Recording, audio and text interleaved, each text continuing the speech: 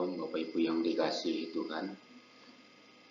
Corona dan ular tembaga Musa akan menjadi tema perjumpaan kita kali ini. Dan biarlah Tuhan memberkati dan Roh Kudus mengurapi kita semua agar kita dapat memahami kebenaran firman Tuhan, iman kita terbangun, dan kita siap melanjutkan kehidupan ini tanpa takut dan penuh dengan tuntunan dan pertolongan Tuhan dalam segala hal. Pembacaan firman Tuhan yang akan menjadi renungan dan bahasan kita bersama kali ini terambil dari Bilangan pasal 21 ayat 4, demikian bunyi firman Tuhan. Setelah mereka berangkat dari Gunung Hor berjalan ke arah Laut Tiberia untuk mengelilingi tanah Edom, maka bangsa itu tidak dapat lagi menahan hati di tengah jalan. Lalu mereka berkata-kata melawan Allah dan Musa, "Mengapa kamu memimpin kami keluar dari Mesir, supaya kami mati di padang gurun ini? Sebab di sini tidak ada roti dan tidak ada air, dan akan makan hambar ini kami telah muak."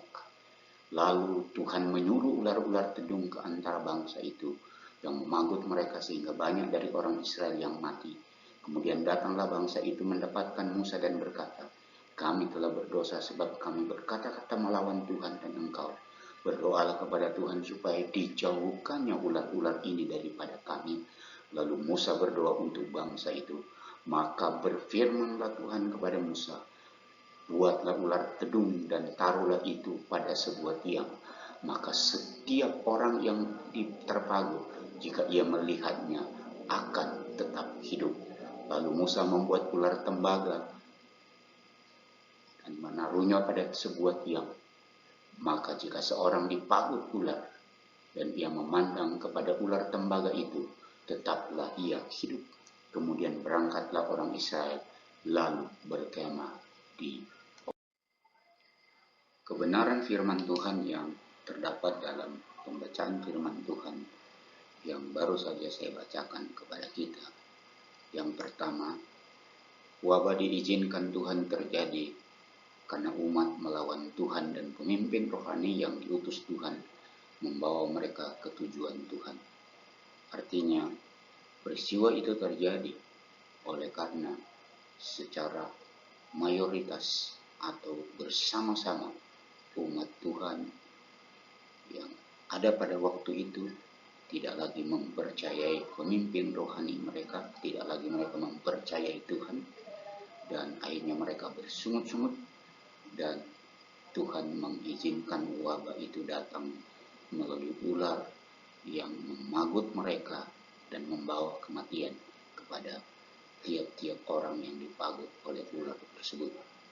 Karena itu, tidak ada sesuatu yang terjadi tanpa seizin Tuhan.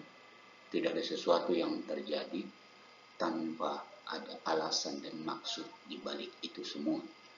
Topik ini terlalu luas untuk kita bahas. Dan karena itu, saya mau lanjutkan yang kedua. Solusi datang waktu umat Tuhan mengakui kesalahan mereka dan menaati pemimpin rohani atas petunjuk yang ia peroleh dari Tuhan. Ketika umat datang dan berseru dan bertobat dengan sungguh-sungguh kepada Tuhan, dan pemimpin rohani memberi arahan atas petunjuk Tuhan, maka pertolongan datang tepat pada waktunya. Karena itu kita masuk pada poin yang ketiga. Siapa yang mempercayai dan menaati petunjuk Tuhan tersebut, ia tidak mati sekalipun sudah terpagut oleh ular, walaupun mengalami wabah yang sedang terjadi. Selalu ada solusi. Selalu ada solusi. Inilah yang penting buat saudara dan saya, sebagai anak-anak Tuhan, sebagai orang yang beriman, sebagai orang yang beragama, selalu ada solusi. Dalam kasus ini, jangan sampai dipagut ular. Atau bagi kita di zaman ini, konteks sekarang ini, jangan sampai kita tertular oleh virus COVID-19. Karena itu, kita harus menaati aturan yang diberlakukan, protokol kesehatan yang diberlakukan, baik dalam kegiatan harian kita maupun dalam kegiatan kita beragama atau beribadah sekalipun. Kita harus patuhi itu semua agar kita terhindar dari penularan. Karena itu, taati dengan baik dan selalu berdoa, selalu mendekatkan diri kepada Tuhan. Yang kedua, jika karena hal-hal yang mungkin kita tidak tahu penyebabnya atau terpaksa ada yang mengalami atau terpagut oleh ular, terpagut oleh ular berbisa atau tertular oleh virus yang membahayakan ini, maka solusinya adalah pandanglah kepada Tuhan, pandanglah pada solusi yang ditetapkan oleh pemimpin rohani atau oleh Tuhan.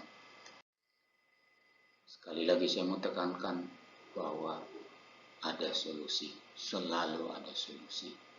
Solusi yang terbaik, solusi yang Tuhan sediakan adalah memandang pada ular tembaga, yang berarti kita memandang pada Kristus Yesus.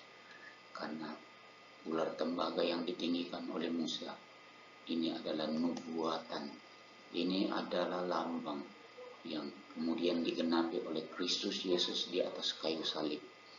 Dia yang mati, dia yang menyediakan pengampunan buat saudara dan saya. Dia yang memberikan kehidupan kekal. Ditebusnya kita, diampuninya dosa kita, diberikannya kehidupan kekal. Karena itu karya penyelamatan yang adalah uluran tangan kasih Allah untuk menyelamatkan umat manusia. Jangan disia-siakan, jangan ditolak, jangan diingkari apapun yang terjadi. Pandang pada salibnya, pandang pada Kristus, karena dari sanalah kehidupan kekal. Karena melalui Kristus Yesus kehidupan kekal kita peroleh. Jika saudara menolak atau meninggalkan Kristus, saudara akan menerima hidup kekal dari mana? Dari siapa? Karena hanya Yesus Kristus lah yang menjadi jalan, pintu, kebenaran untuk memberikan hidup kekal bagi saudara dan saya. Karena itu saudara-saudara kita yang mengalami pandemi dan harus meninggalkan dunia ini karena pandemi tersebut, mereka yang sudah di dalam Kristus Yesus, yang sudah lahir baru, mereka memiliki hidup kekal, sehingga kematian yang mereka alami hanyalah kematian sementara. Hal yang sama kita akan alami jika kita meninggal di suatu saat nanti, itu hanya sementara, karena hidup kekal sudah kita miliki dalam Kristus Yesus. Sehingga pada waktu dia datang kembali, pada waktu sangkakala terakhir berbunyi, semua orang yang mati dalam Kristus Yesus akan dibangkitkan dan memiliki tubuh kebangkitan, tubuh tanpa cacat, tubuh tanpa penyakit, tubuh yang tidak dapat dibatasi oleh alam lagi, tubuh yang tidak lagi bergantung pada waktu, tapi tubuh yang ada dalam kekalan. Dan itulah yang disediakan Allah bagi saudara dan saya. Karena itu tetaplah kuat, tetaplah percaya kepadanya, jangan goyah. Kuatkan iman saudara, pertebal iman saudara, perbanyak kegiatan-kegiatan yang mendatangkan manfaat bagi kerajaan Allah, bagi kemuliaan Tuhan, dan selalu mendekatkan diri kepadanya.